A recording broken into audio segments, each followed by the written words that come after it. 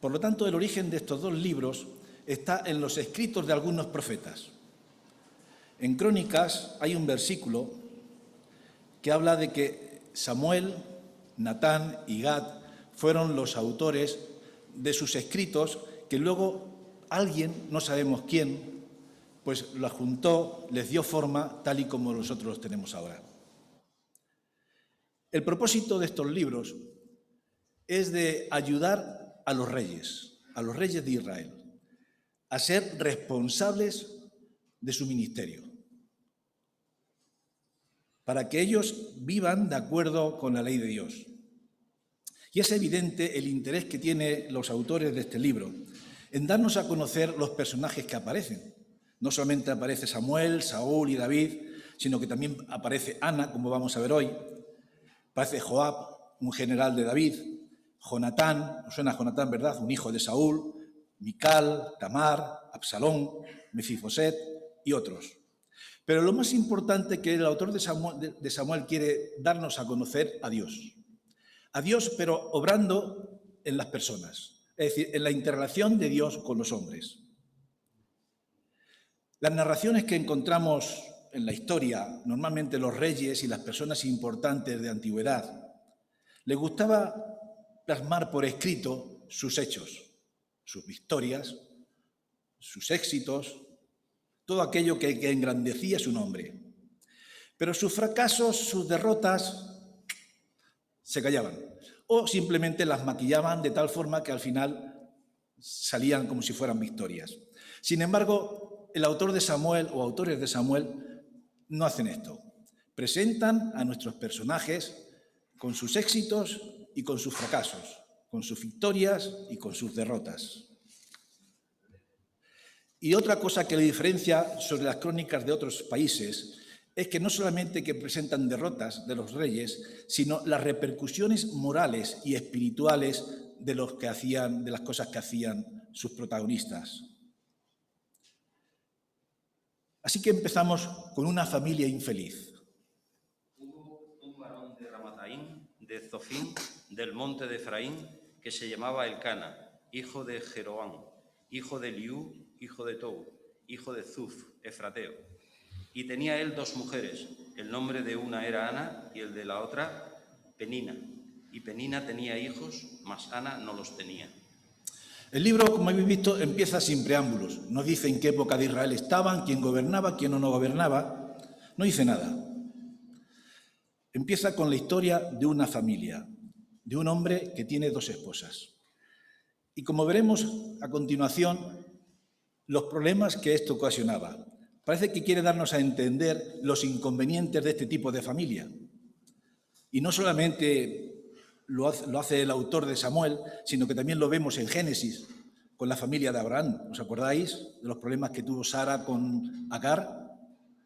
O con Jacob, con Lea y Raquel. No que diga que estaba mal ese tipo de familia, pero sí que nos hace ver los inconvenientes, que no eran pocos, de ese tipo de familia. Nos presenta el conflicto entre 2 esposas y sus consecuencias. El origen del conflicto es que Penina tenía hijos y Ana no. La fertilidad de Penina, contrastando con la esterilidad de Ana, generó problemas en la familia y no pequeños. Y para entender un poco el tema de esta mañana, debemos también entender, o por lo menos a grandes rasgos, cuál era la situación de las mujeres en Israel en aquel tiempo, y no solamente la situación de las mujeres, sino todo el entramado que conformaba los matrimonios en Israel. En primer lugar, el papel de las mujeres en Israel era tener hijos, darle herederos a su marido. No tenían derechos de ningún tipo. Lo único que tenían eran responsabilidades y obligaciones. Y los matrimonios no se conformaban como se conforman ahora. Es decir, que 2 chicos se conocen aquí en la iglesia, por ejemplo, o en la universidad, o en las discotecas, que también se da. Se gustan, se enamoran y se casan. Estén de acuerdo sus padres o no, les trae sin cuidado. Antes no. Antes eran los padres de los cónyuges, eran los que establecían los matrimonios. Y lo último que tenían en cuenta es de si el chaval o la chavala le gustaba al otro o no le gustaba, o si la quería o no la quería. Eran disposiciones de tipo económico, también disposiciones de tipo de alianzas políticas. Porque el hecho de que no tener hijos, por lo tanto, en Israel las mujeres estaban marginadas y despreciadas. Vamos a continuar. La visita a Silo. Y todos los años aquel varón subía de su ciudad para adorar y para ofrecer sacrificios a Jehová de los ejércitos en Silo, donde estaban dos hijos de Elí, Ofni y Finés, sacerdotes de Jehová. Y cuando llegaba el día en que Elcana ofrecía sacrificio, daba a Penina su mujer, a todos sus hijos y a todas sus hijas, a cada uno su parte. Pero a Ana daba una parte escogida, porque amaba a Ana, aunque Jehová no le había concedido tener hijos. Y su rival la irritaba, enojándola y entristeciéndola, porque Jehová no le había concedido tener hijos. Elcana iba todos los años a Silo a ofrecer sacrificios al Señor y adorarlo. Y lo que debía ser un motivo de gozo y de alegría para la familia, en realidad se convertía en un infierno. Porque la incomprensión de Elcana a la hora de tratar de solucionar el problema y los celos de Penina y el sufrimiento de Ana por las dos situaciones estas, pues ocasionaban un conflicto más grave aún. Elcana era consciente del sufrimiento de su mujer y su propósito para aliviarlo yo creo que era sincero, porque el texto le dice que la amaba. Pero fijaros bien que no dice nada con respecto a la segunda. Es decir, con mucho tacto, pero sí que nos da a entender cuál era la situación de las dos mujeres. Una era amada por su marido y la otra no lo era. Así que el hecho de que Elcana le diera una porción elegida a Ana para consolarla, lo único que consiguió por parte de Penina fue que los celos suyos se exacerbaran y con ellos hacerla sufrir aún más. O sea que no solucionó nada. ¿Por qué no se consoló a Ana con la porción escogida que le ofreció Elcana? ¿No tuvo el detalle Elcana de darle una porción escogida? Pues por un lado no podemos cuestionar la atención que tenía Elcana con su segunda mujer, con Penina, y con sus hijos, porque dice el texto que le daba la porción que les correspondía.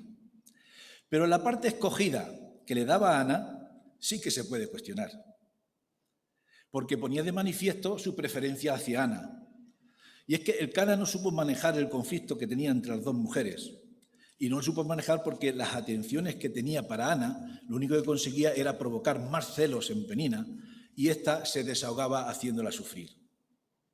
Penina era la segunda esposa de Elcana, posiblemente con el único propósito de darle herederos, por lo que la porción que le daba a Ana acentuaba más su papel de esposa secundaria. Pero al mismo tiempo ponía en manifiesto el fracaso de Ana como mujer y como esposa. Así que la situación entre las dos no era envidiable. Y la del Elcana tampoco, porque estaba entre dos fuegos. Y tampoco sabía cómo solucionarlo. Y es que a los hombres no nos resulta fácil entender los sentimientos de las mujeres. La esterilidad de Ana no era un inconveniente para Elcana, no era un inconveniente importante. Pero sí lo era para Ana. Fijaros, en el versículo 18, Elcana le hace 4 preguntas a Ana. Dice, Ana, ¿por qué lloras? ¿Por qué no comes? ¿Y por qué está afligido tu corazón? Hasta aquí muy bien. Vemos que Elcana se preocupa por Ana. Pero la 4ª pregunta yo creo que estropeó todo. Dice, ¿no te soy yo mejor que 10 hijos? ¿No te soy yo mejor que 10 hijos? Evidentemente no consoló a Ana. No consoló a Ana. En primer lugar, porque Elcana está demostrando que no comprende los sentimientos de Ana. Estaba poniendo en duda su amor hacia él. O sea, es como si le estuviera diciendo, Ana, si me amaras a mí, El hecho de no tener hijos, pues no sería importante, como para mí no lo es. Pero claro, estaba olvidando que él ya tenía hijos con Penina. Y estaba olvidando que la meta de toda mujer hebrea era tener hijos. Y no solamente eso, sino que estaba cuestionando el amor de Ana hacia él, pero él no dice nada de su amor hacia ella. Y lo sentía, pero no dice nada. Como Penina era la segunda esposa, posiblemente con el único propósito de darle hijos a Elcana, pues no habría pensado que Ana tendría que poner otra cosa además de eso. El hecho de pensar que él estaba poniendo en duda el amor hacia él y callar su amor hacia ella, lo único que hacía era crearle más problemas. Y es que es un reto, y esto ya es para todos nosotros, maridos, y también para todos vosotros que pensáis en un futuro, si pensáis algún futuro casaros, como hombres, es ponernos en el lugar de las mujeres cuando están sufriendo por alguna razón. Nos cuesta trabajo mirar desde su perspectiva, nos fijamos en la nuestra y pensamos que la nuestra es la de ella, es lo que le pasó a Elcana. Y seguro que más de una vez, en vez de consolar, inconscientemente hemos echado sal en las heridas por nuestra incapacidad para expresar nuestros sentimientos y por nuestra incapacidad para entender los sentimientos de las mujeres. Espero que luego no me apedreéis, ¿eh? Vamos a ver cómo ora Ana, la oración de Ana. Ella, con amargura de alma, oró a Jehová y lloró abundantemente.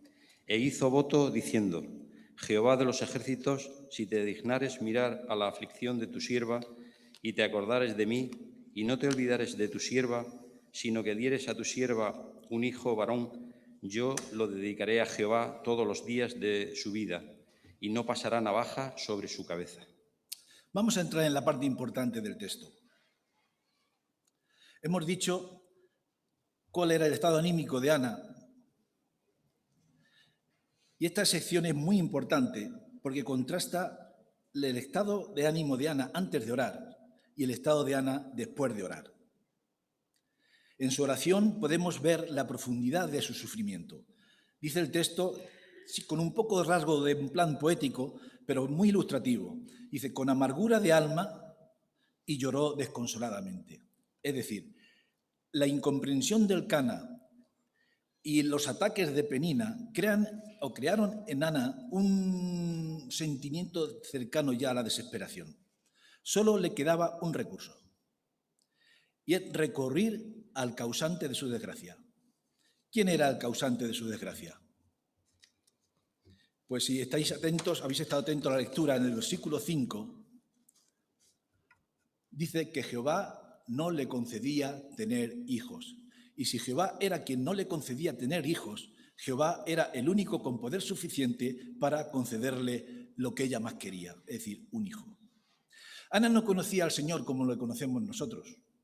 Nosotros tenemos en nuestra palabra, en la palabra, desde Génesis hasta Apocalipsis. Ana no. En tiempos de Ana posiblemente solamente estaba el Pentateuco, los libros de Moisés, y posiblemente también el libro de Job. Pero es que Ana seguro que era analfabeta. Ana no sabía leer. Ana lo único que sabía de la ley de Dios era lo que los padres le habían dicho. Y por esa razón es casi imposible que Ana pensara en los propósitos divinos como una bendición en el futuro. Es imposible que Ana se preguntase si Dios no le concedía un hijo es porque tendría algún propósito en el futuro. ¿Cambió el estado de ánimo después de orar? Dice el versículo 18 que después de orar la mujer salió por su camino, comió y no estuvo más triste. Es decir, la fe de Ana en su oración hizo posible un cambio radical en su estado anímico. Su fe hizo posible que experimentase el consuelo y la paz del Señor. No hay que infravalorar nunca la importancia de la oración a la hora de compartir pensamientos y estados de ánimos con el Señor, porque Él escucha, conoce y comprende todo lo que nos afecta y todo lo que necesitamos. En palabras de Jesús a los discípulos, les dijo: los gentiles se angustian por todas estas cosas, pero vuestro Padre Celestial sabe que tenéis necesidad de todas ellas. Y cuando habla de todas estas cosas, en este momento se estaba refiriendo al comer y al vestir, pero es que en todas estas cosas se está refiriendo el Señor no solamente al comer y al vestir, sino todas aquellas cosas que tenemos necesidad y que su carencia nos ocasiona un estado de ansiedad. La oración de Ana cambió la amargura y la tristeza por paz y el consuelo que tanto necesitaba, por lo que pudo participar en la comida y en la adoración familiar. Y todo esto sin saber aún si iba a tener un hijo. Y esto es un detalle que tenemos que tener en cuenta. Que el cambio anímico de Ana se produjo sin saber si iba a ser madre, porque Elí, el sumo sacerdote, cuando habló con ella en el templo, no le dijo: vete tranquila que el Señor te va a conceder lo que tú deseas. No le dijo eso. Ni ella tuvo una visión de un ángel diciéndole que iba a tener un hijo. Tampoco. Es decir, que la oración por sí sola produjo en ella la paz y el consuelo. Y es que el cambio anímico que experimentó Ana gracias a su oración también está a nuestro alcance, porque es una promesa que el Señor nos hace por medio del apóstol Pablo. Filipenses 4, del 6 al 7, dice: por nada estéis angustiados. Este texto todos lo sabéis, todos lo conocéis. Sino sean conocidas vuestras peticiones delante de Dios en toda oración y ruego con acción de gracias. Y la paz de Dios, que sobrepasa todo entendimiento, guardará vuestros corazones y vuestros pensamientos en Cristo Jesús. Todos estamos expuestos a sufrir situaciones contradictorias. Todos estamos expuestos a sufrir situaciones que nos producen sufrimiento, fracasos. Incluso podemos llegar a la angustia y a la desesperación. Pero tenemos a nuestra disposición la oración. Y si la hacemos como lo hizo Ana, podemos tener paz y consuelo en medio de nuestras experiencias dolorosas. Ana cumplió la promesa. Ana cumplió la promesa. Después que lo hubo destetado, lo llevó consigo con 3 becerros, un efa de harina y una vasija de vino, y lo trajo a la casa de Jehová en Silo, y el niño era pequeño. Y matando el becerro, trajeron el niño a Elí. Y ella dijo: oh, Señor mío, vive tu alma, Señor mío. Yo soy aquella mujer que estuvo aquí junto a ti orando a Jehová. Por este niño oraba, y Jehová me dio lo que le pedí. Yo, pues, lo dedico también a Jehová. Todos los días que viva será de Jehová. Y adoró allí a Jehová. Ana no olvidó la promesa que le hizo al Señor en Silo. Hubiera sido muy fácil olvidarse de una promesa cuando esa promesa exige un gran sacrificio. Y sobre todo estando pronunciada o hecha en un estado de enajenación, en un estado casi de desesperación. Sin embargo, Ana fue muy consciente durante el tiempo que estuvo con Samuel que tenía que llevarlo a Silo, por lo que terminó llevándolo a Silo cuando lo destetó. No podemos saber muy bien los pensamientos que estaban dentro de la cabeza de Ana. Es posible que ella hiciera la promesa al Señor pensando en que de esa forma Dios se movería o estaría más dispuesto a darle lo que ella quería. A cambio del privilegio de la maternidad, ella estaría dispuesta a entregar a su hijo para que le sirviera a Dios.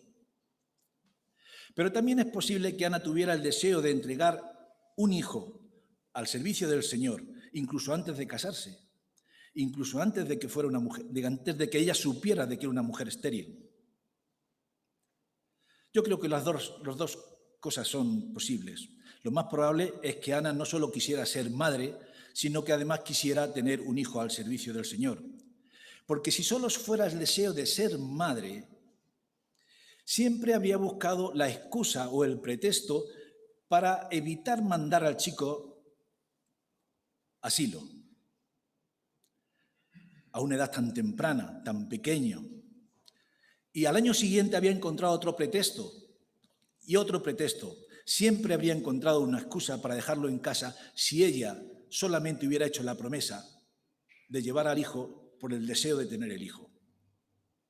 Así pues, Ana cumplió su promesa y lo llevó a Silo, y allí lo tuvo al servicio de Elí. Hay un texto en Eclesiastés que es interesante. Eclesiastés 5, 4 y 5. Dice, cuando a Dios hagas promesas, no tardes en cumplirlas, porque Él no se complace en los insensatos. O sea que de principio el que hace promesas y no cumple es que es un insensato. Cumple lo que prometes. Mejor es no prometer que prometer y no cumplir. Las promesas a Dios son un asunto serio. Es necesario que prestemos atención en nuestras oraciones y en nuestros cánticos e himnos, porque a veces estamos cantando cosas que nos estamos prometiendo, que luego cuando se acaba el culto nos olvidamos. Es muy fácil comprometernos una vida santificada, hacer una entrega personal a Dios o declararle un amor por encima de todas las demás cosas. No tienen que ser expresiones vacías. Vamos a ver unos minutos el cántico de Ana. Como ya lo hemos leído al principio, pues todos más o menos tenéis ya una idea. Lo primero que me llama la atención ante el hecho de que Ana es el hecho de que Ana no reprochara a Dios su incapacidad para ser madre. Hay personas que cuando sufren un revés en la vida, lo primero que se acuerdan es de blasfemar a Dios. Lo he oído yo personalmente, yo no sé, supongo que vosotros también lo habéis oído. Lo primero que hacen es blasfemar a Dios. Y otras personas, siendo creyentes, pues sufrimos crisis de fe. Cuando vivimos situaciones duras, pruebas difíciles, pues a veces nuestra fe se tambalea. Sin embargo, no encontramos ni una sola frase de reproche a Dios por parte de Ana, ni una sola frase. Asumió su esterilidad, sí la asumió, con sufrimiento y con angustia, pero no con una actitud de rebeldía contra Dios. El cántico de Ana, lo primero que nos llama la atención es el hecho de que Samuel tuviera que crecer ya desde pequeño y educarse, es decir, en el templo, no fuera visto por Ana como un sacrificio terrible, aunque necesario, porque lo hizo, sino como un motivo de genuino gozo. Si habéis visto, empieza diciendo el gozo que le da estar con el Señor. Aun a pesar del lógico dolor que toda madre sufre cuando se separa de su hijo.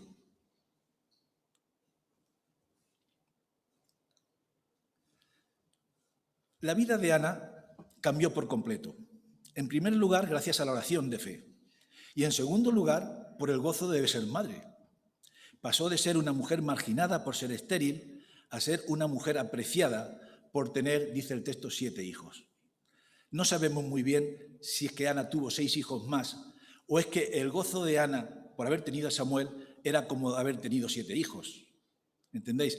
Todos sabéis el valor simbólico del número 7 en el mundo hebreo. En Ana tenemos un ejemplo de adoración personal a Dios. Su oración y su cántico son muestras palpables de su relación personal con Él. Y es que nuestra relación personal con Dios nunca puede ser sustituida por la asistencia a nuestros cultos. Nunca puede ser sustituida por la responsabilidad de otras personas hacia nosotros, sean pastores, sean ancianos, sean creyentes ya más maduros en la fe, ¿no? Ana no delegó la responsabilidad de interceder a Dios a Elí. No le dijo cuál fue la causa de su desesperación. Y Elí lo único que le dijo, ojalá el Señor te dé lo que tú deseas. Ana no solo es un ejemplo de relación personal con Dios, sino que también es un ejemplo en el sentido de que no estamos acostumbrados a reflexionar teológicamente sobre las experiencias que vivimos y sobre los acontecimientos que nos rodean. Y cuando hablo de reflexionar teológicamente, no me refiero a que seamos doctores en teología, ni que hayamos hecho el curso en una universidad. Me refiero al hecho de ver la mano de Dios en nuestras vidas, en la experiencia personal que tenemos nosotros en cada detalle de nuestras vidas. Y no solamente en nuestras vidas, sino en los acontecimientos que nos rodean. Y todo ello a la luz de su palabra. Ana contrasta el poder infinito de Dios con la arrogancia de los hombres que carecen de auténtico poder. Y nosotros tenemos un ejemplo bien claro hoy día. Tenemos la experiencia de que un ser tan minúsculo que no se ve, sea capaz de poner de rodillas a todo un mundo. Ni el hombre con toda su ciencia, ni con todo su poder económico ha podido vencerlo todavía. Y llevamos ya año y medio. Sin embargo, siempre nos manifestamos como seres poderosos y nos creemos que nada se puede oponer a nosotros. Ana se vio fortalecida en Dios, no para controlar a su marido o a Penina o para manipularlos, sino porque supo que vivía al amparo de Dios. Y el mensaje que en un principio fue apropiado para los reyes, también es apropiado hoy día, no solo para los responsables o los dirigentes de las naciones, sino para los responsables de las iglesias, para los responsables de todos los organismos, pero también responsables para todos y cada uno de nosotros, porque nosotros somos responsables de algo o de alguien. Y sobre todo cuando nos enfrentamos a nuestra responsabilidad pensando en nuestras capacidades, pensando que podemos hacerlo y solucionarlo todo, subestimando así nuestra dependencia de Dios. Si os habéis fijado en la canción, no hay ni una sola nota de agradecimiento explícito a Dios. ¿Os habéis dado cuenta? No dice a Dios, te doy gracias por el hijo que me has dado. Pero está implícito a lo largo de toda la canción. Ana destaca en su canción el carácter de Dios y su obra. Su alegría y su gozo están basados en el Señor, más que en las bendiciones del Señor, más que en el hecho de haber sido madre. La intervención de Dios en la vida de Ana le proporcionó consuelo, fuerzas y estabilidad emocional, que tanto necesitaba, pero algo más. Le dio un conocimiento personal de Dios que le fue muy útil a la hora de redactar la canción que hemos leído. Terminamos. Lo primero que quiero destacar en la exposición de esta mañana es un pensamiento de orden práctico, pero muy conveniente para los hombres, para los casados y para los que tienen pensamiento de casarse. Porque es por nuestra incapacidad de entender los pensamientos y los sentimientos de las mujeres y para expresar también nuestros sentimientos hacia ella. Todos, más o menos, unos más, otros menos, pero todos, llevamos un Elcana dentro. En estos días estamos sufriendo una auténtica epidemia de crisis familiares, en las relaciones familiares. Pero no solamente de crisis en las relaciones familiares. Lo más grave es que la sociedad no ofrece soluciones a estas relaciones. Y no hace falta ser un gran psicólogo para saber que la base de estos conflictos está en la incomunicación, está en la falta de comunicación entre ambos géneros. También una dosis de egoísmo. La comunicación de los maridos con sus mujeres en los tiempos de Israel era escasa o nula por el papel que la mujer tenía en la sociedad. Y aunque ese papel haya cambiado hoy por completo, hoy día la mujer tiene los mismos derechos que los hombres, o más, en el sentido de que para compensar las deficiencias del pasado hay que poner un superávit en algunas cosas. La comunicación entre los géneros no existe. No hay un fluido comunicación entre los dos sexos. Y es también fundamentalmente por el egoísmo. El apóstol Pedro escribió un versículo que debe motivarnos a entender mejor a nuestras mujeres y a saber mejor expresar nuestros sentimientos. ¿Alguien puede leer en 1 de Pedro 3:7?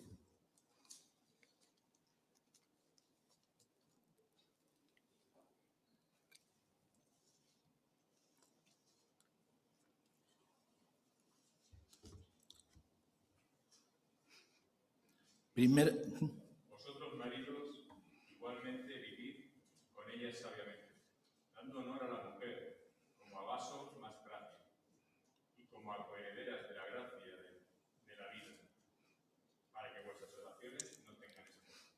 Cuando el apóstol está hablando de vivir con ella sabiamente, ¿qué entendéis? Yo entiendo perfectamente eso. Saber ponernos en el lugar de las mujeres. Saber ponernos en la perspectiva que ellas tienen ante la vida y ante los problemas que se le presentan. Y no solamente eso, sino saber expresar mejor nuestros sentimientos hacia ella. Otra idea que quiero destacar esta mañana está relacionada con las promesas que hacemos a Dios en nuestras oraciones y en nuestros cánticos e himnos. El texto que hemos leído en el Eclesiastés es: mejor es no prometer que prometer y no cumplir. Y la oración de Ana en Silo debe llevarnos a aceptar y a entender la importancia que tiene la oración en nuestras vidas. Ana experimentó consuelo y paz después de derramar su alma al Señor. Es una frase bonita, casi poética, pero que es muy expresiva. Todos entendemos lo que esta quiere decir. No es una oración con las frases rituales que solemos hacer, que repetimos siempre las mismas frases, las mismas palabras. No, Ana dejó salir todo lo que le estaba atormentando su espíritu. Y dice el texto que después de su oración, Ana comió y no estuvo más triste, porque estaba segura que Dios la había escuchado y la había comprendido. Su oración cambió la amargura de su espíritu en sosiego y tranquilidad. Y repito, no debemos olvidar el detalle de que ella no sabía cómo iba a responder Dios a su petición. El consuelo y la paz que recibimos de Dios no está condicionada a la recepción de aquellos que hemos pedido. Es decir, yo tengo consuelo y paz cuando he recibido lo que he pedido. No está condicionada a eso.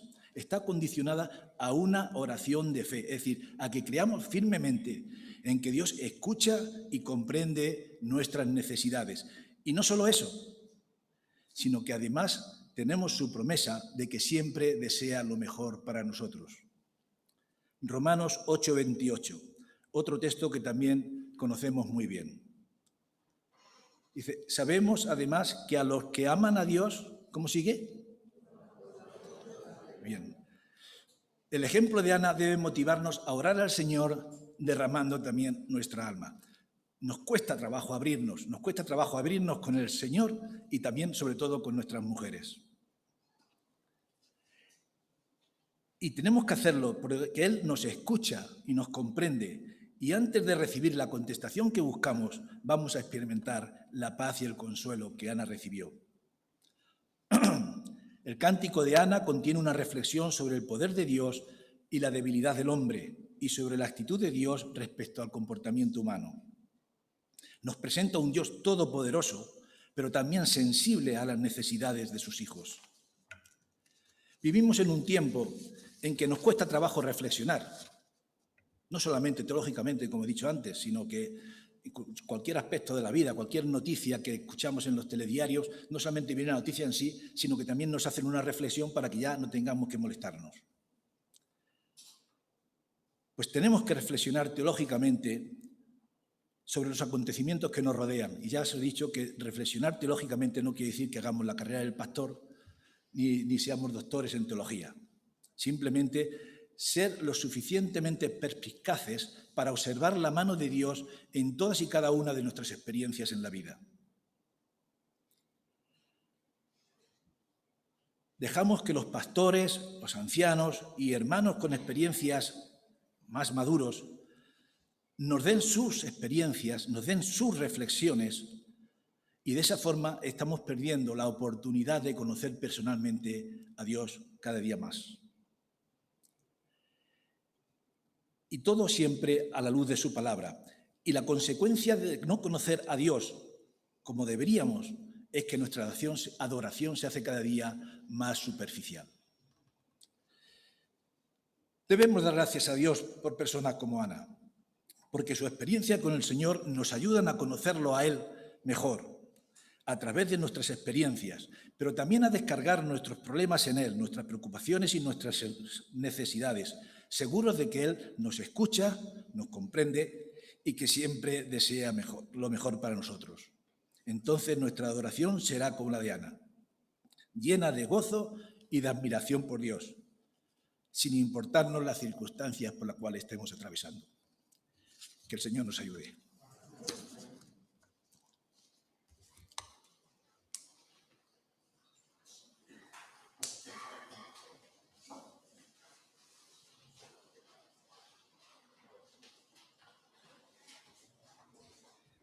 Gracias, Joaquín, por la palabra expuesta y gracias, Señor, por su vida también. Vamos a cantar el cántico Por nada estéis afanosos y vamos a pasar a la recolecta de la ofrenda, que los que nos visitan, que no sientan en obligación de aportar, sino que el que tenga en su corazón y lo quiera hacer, ¿vale?